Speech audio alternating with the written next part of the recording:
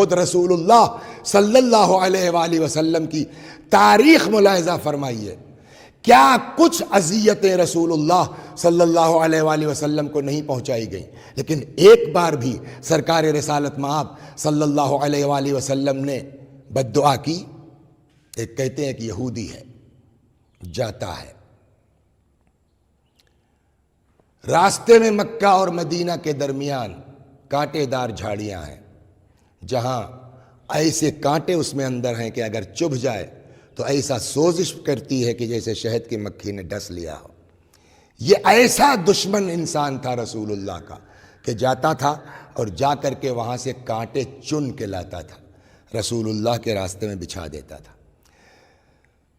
کہتے ہیں کہ پیغمبر اکرم نہایت صفائی پسند تھے، خود فرمایا ہے النظافۃ من الایمان، صفائی ایمان کا حصہ ہے، ایمان کا جز ہے۔ یہ جاتا تھا قصاب کے ہاں سے اوجھڑیاں لاتا تھا، بلندی پہ جاتا تھا اور رسول اللہ پر وہ ساری گندگی پھینک دیتا تھا، 1 بار 2 بار 4 بار 6 بار 10 بار، کبھی تو آدمی کو غصہ آئے گا۔ اچھا، نوح بد دعا کریں اللہ قبول کر سکتا ہے، رسول اللہ بد دعا کرتے اللہ قبول نہ کرتا۔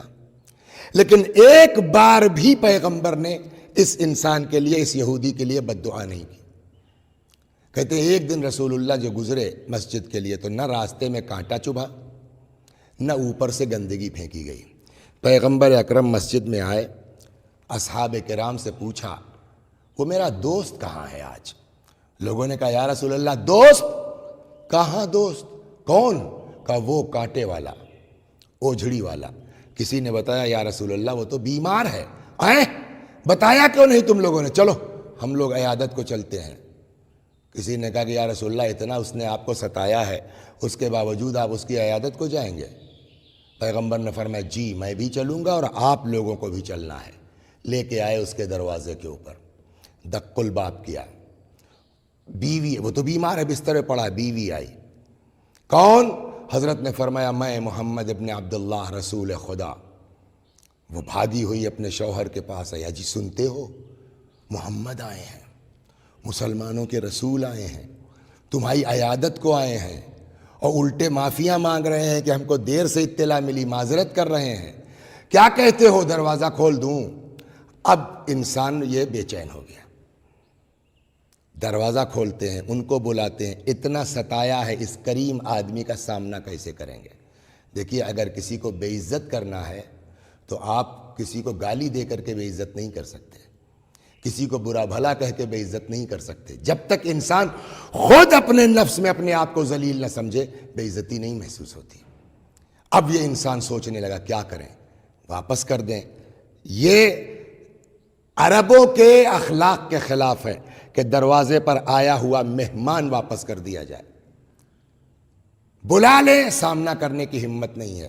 کچھ دیر تک سوچتا رہا، آخر میں کہتا ہے بیوی سے کہ واپس کرنا تو ٹھیک نہیں ہے، بلا لو، ایک کام کرو میرے چہرے پر کپڑا ڈال دو، مجھے سامنا کرنے کی ہمت نہیں ہے۔ کپڑا ڈلوایا، رسول اللہ آئے، سلام علیکم، علیکم السلام، کیا حال ہے؟ چپ۔ سنا بھائی تمہاری طبیعت خراب ہے، دیر سے اطلاع ملی ورنہ پہلے آتے۔ کوئی جواب نہیں۔ جب پیغمبر فرما چکے تب وہ وہیں اندر سے بولتا ہے یا رسول اللہ میں آپ کی کسی بات کا جواب اس وقت تک نہیں دوں گا جب تک آپ کلمہ پڑھوا کے مجھے مسلمان نہیں کر لیتے۔ تو یہ ہے پیغمبر کی، وہ رحمت للعالمین ہے، جتنی بھی مصیبتیں پڑھنا ہو سب جھیلیں گے، سب برداشت کریں گے، لیکن دین پہنچانا اور ہم کو جنت تک پہنچانا، جہنم کی آگ سے بچانا ان کی ذمہ داری۔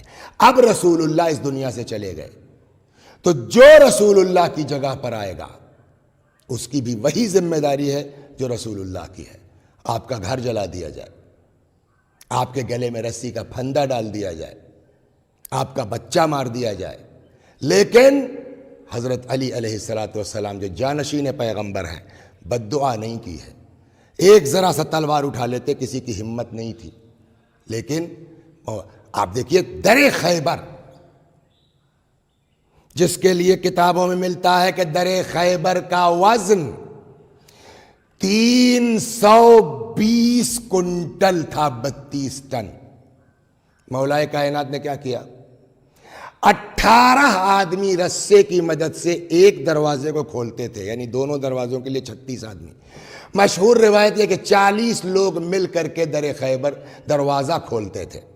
مولا کائنات کی طاقت کا عالم یہ ہے کہ آگے بڑھے، 2 انگلیوں سے دروازہ اکھاڑا، پورا دروازہ امیر المؤمنین سلام اللہ علیہ کے دست مبارک پر ہے، پوری فوج گزر گئی ہے اور زمین پر پیر بھی نہیں ہے۔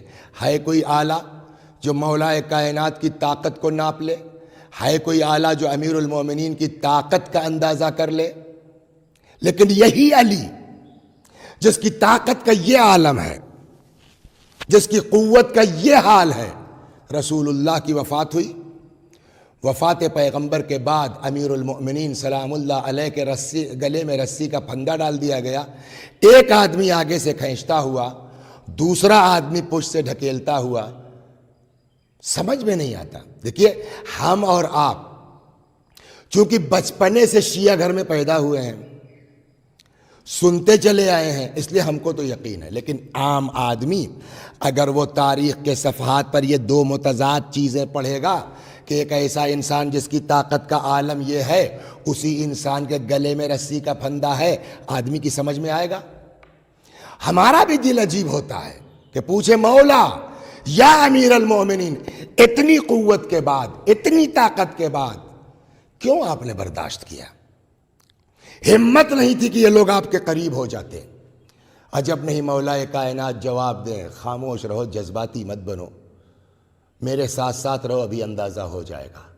کیا دیکھ، اچھا مولا کائنات کا گھر اور مسجد متصل ہے، جیسے ہی لے کے نکلے رسی کا پھندا علی کے گلے میں، ایک یہودی سامنے تھا، جیسے ہی اس نے دیکھا مولا کائنات کو اس حال میں، فوراً کہتا اشہد ان لا الہ الا اللہ واشہد ان محمد رسول اللہ۔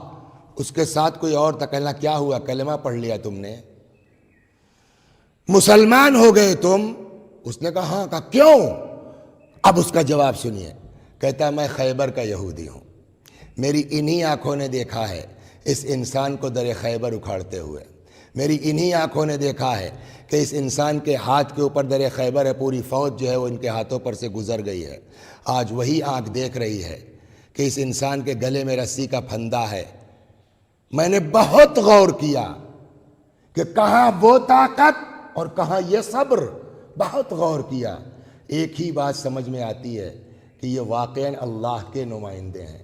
جب خدا چاہتا ہے اظہار طاقت کرتے ہیں، جب خدا چاہتا ہے مظاہرہ صبر کرتے ہیں، اور جب اس بات کا اندازہ ہو گیا تو میں نے کلمہ پڑھ لیا۔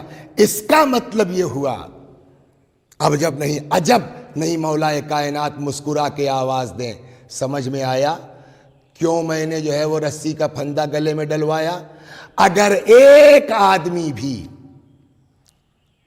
میرے اس عمل سے ہدایت پا سکتا ہے، کلمہ پڑھ سکتا ہے، جنتی ہو سکتا ہے، تو تم کو جنت میں پہنچانے کے لیے میں اپنے گلے میں رسی کا پھندا ڈلوانے کو تیار ہوں۔